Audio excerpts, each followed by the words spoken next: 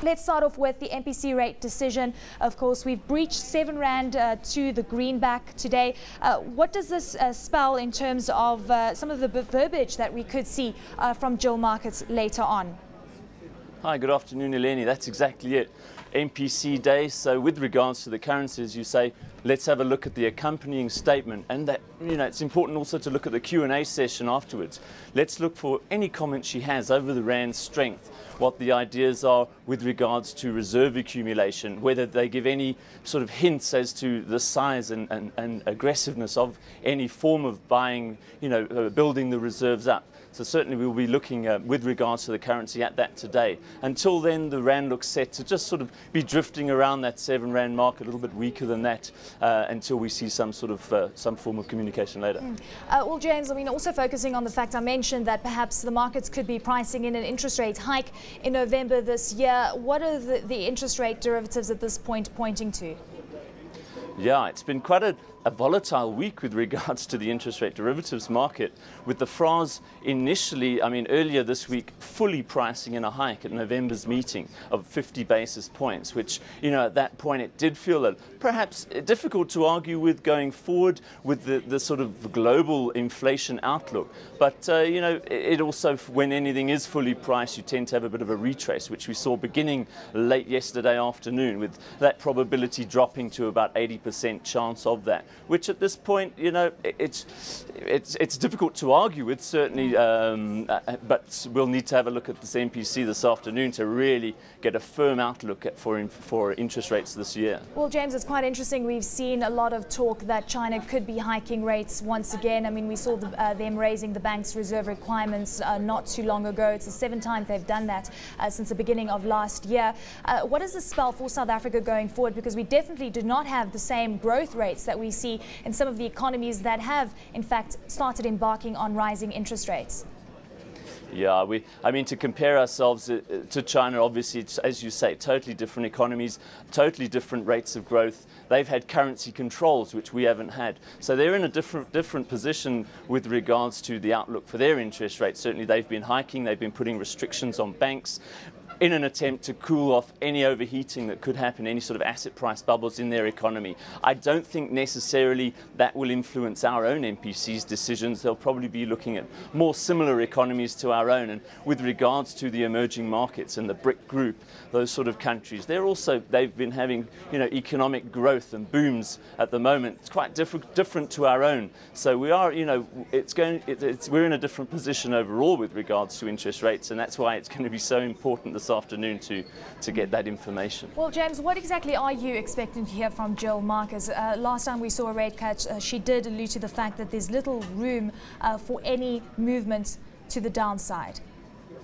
I think that's quite an important point you've made. Certainly in the wake of 2 interest rate cuts at the last 2 consecutive meetings, I think at this point in the economy, it's pretty unlikely we'll see any further scope for cuts in interest rates unless the outlook has changed. So we'll obviously be looking at the inflation outlook. And it must be that the risks to inflation have increased with regards to food price inflation, with regards to the fuel price. So we'd like to see what her take on that is. Our expectations going forward, an average of 4.6% on inflation this year, so well within the band. But let's get some sort of clarity from them on that point and see how their outlook has changed. I wouldn't suspect Ms. Marcus will be, extremely hawkish, but certainly the dovish sort of neutral risks to the inflation outlook stance will have changed, and hinting perhaps at the risks to inflation having grown.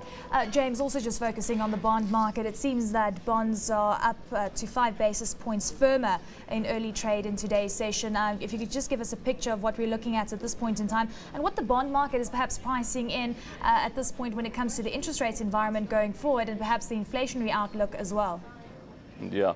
Well, ahead of the MPC, you're likely to see squaring. So what we've seen in the last few days has been a quite large foreign turnover, foreign bond selling, so to the tune of about 10.5 billion rand in January alone. So the bonds have weakened with regards to their yields. They were trading up at about 10 basis points higher than where we are now. So a little bit of a retracement of positions, probably squaring up going into the MPC. What are they suggesting? They're probably suggesting that, like I said, we'll get no change with regards to interest rates, but a slightly more hawkish, not necessarily hawkish, but a less sort of dovish tone, if you like, to the accompanying statement. Well, James, it's interesting when you look at the bond outflows in South Africa over the past few months, and in fact since November we've seen 26 billion rand worth of money going out of the bond market. Do you expect this trend to continue, given the fact that many are concerned about liquidity squeeze coming through in emerging markets going forward, given the fact that we've seen such strong flows in 2010?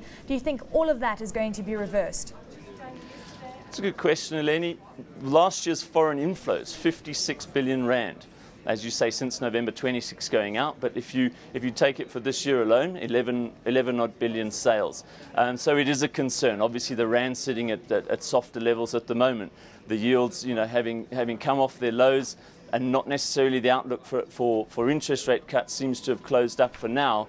So their attractiveness is starting to wane, and certainly as the outlook for perhaps later in the year the international economies to start hiking rates, that differential narrowing as well. So I wouldn't necessarily say that the entire position will be reversed, but certainly given from what we've seen, there will be some lightening up of those positions, sure. Well, James, late last year we also heard that the South African Reserve Bank says that it's going to be accumulating more reserves as well. When we saw the reserves data out of that came through for the month of December, no real movement there. What kind of news are you expecting? And if you could give us some indication of whether you have seen people coming in and saying, well, the Reserve Bank has in fact been buying up dollars since the month of January.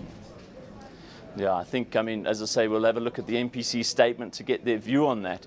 Certainly the way the currency's been behaving would suggest that there may well have been some reserve accumulation. Obviously, we'll need to look at the figures at the beginning of next month to get clarity and confirmation on that. But it would seem that that possibly has been the case. And interestingly, with the bulk of the bond selling in the market, the rand was still behaving relatively or at relatively stronger levels. So matched with perhaps equity buying and exporters. But those seem to have dried up at the moment. And, what will the view of exporters be going forward when they see the rand above 7, trading, closer to 7.10 maybe? Perhaps those exporters will start holding off of selling their dollars as they were into the end of last year. So the outlook could be for a weaker rand.